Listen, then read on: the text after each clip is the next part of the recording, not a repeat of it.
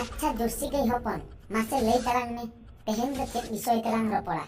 तेहेन दो उनी हैदराबाद आबो जानवर कोई डॉक्टर प्रियंका रेडिया रेप और मर्डर विषय तलांग रोपड़ा। अच्छा ठीक है तबे तेहेन दो उनी प्रियंका रेडिया रेप और मर्डर विषय लांग रोपड़ा। अच्छा मासे आमगे लई तलांग में जुर्सी गई हपन प्रियंका रेडी रेप और को मर्डर के दे दो तबे एक्चुअली नोआ दो प्रियंका रेडिया भूल ताहे कना से उनको पुन होड़ा भूल ताहे कना जहां को पर्सी को लगिया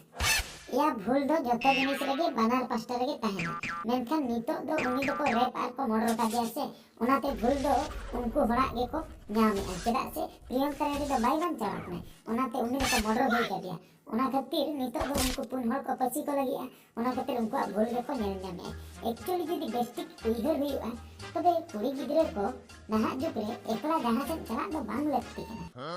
उना दो ठीक कथा गया जुर्सी गई हपन चेदा से नाहा जुग रे मॉडर्न कुड़ी आको आको ते को भबिया अडिले स्मार्ट आकना मेनखान रेप ठे दो स्मार्ट तो बाई कमिया या उनको रेपिस्ट जहां को ताहे को उनको मा मोने तुरी रुक को ताहेना और आम मा एकला चिकतन दाड़े उनको चला दो सरी गया तरुप हपन एकला दो बाम दाड़िया गया चेदा से नोआ दुनिया रे आबो धरतीपुरी रे आर बांग आबो भारत दिसम रे कोड़ा खन दो कुड़ी दो अडी तेट गे को कोमा चेदा से मिटन स्कूल कथा जदी लांग लया मिटन स्कूल रे ओलोक को चला कान दो 50 लोग जदी कोड़ा को ताहेना कुड़ी को ताहेना 10 लोग ओना खातिर कोड़ा अपेक्षा कुड़िया रेशियो दो आबो भारत दिसम रे अडी तेट कोमा ओनाते कुड़ी गिदरे को बाकरा निंदा नुते दाना और एकला दाना दो बांग लगती कना।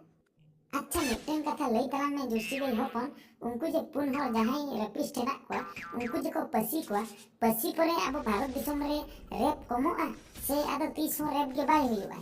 या चेन एम लई आ तरुप हपन रेप दो चेन होला मानते स्टार्ट रखना से तेहन स्टार्ट रखना या रेप दो 30 पहिल खन चालू हे रखना उनको पुन हर बेसन को पसी को मेनखान आरहो रेपिस्ट को उडुकवा बुझो कि हम रेप दो 30 रे हो बांग मदोआ आबो आबो तेगे ठीक होते चला दरकार आबोरेन कुड़ी गिद्रे नेल नो काते ताराम दरकार जहां से चला मारांग रे मारांग सेफ्टी को नेल मा इने परे ओड़ा खन को ओडोको मा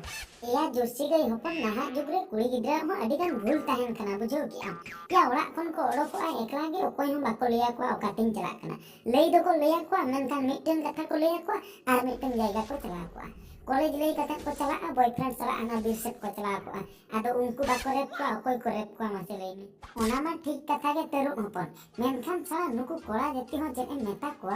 याते रेप को ओना तो मिटन भूल करा ओना बकरा नितो आपे जे को पसी पे दो बापे बुझो दरिया कना एने इने नासना भूल खातिर आपे जीवन नितो चला तापे इने जदी नासना पे बुझो ती क्या तबे ओना भूल दो बापे करा क्या आपे दो या जुर्सी गई हपन बुझे हर दो बाको रेपे को दो बांग बुझे हर को रेपे को ओना खातिर उनको बकरा दो नोंकान अपराधी बकरा दो नोंकान सस्ती के लगती कना उनको सला दो गुजु के लगती कना उनको तो को पसी को ओना के ठीक उनको बकरा दो ओना के सस्ती ठीक कथम लई आतेरो हपन उनको सला पुन हर अपराधी दो ओना फसी खुंटी रे आका दरकार। अच्छा जुर्सी गई हपन तेहेन दो निंके गेलांग रपड़ा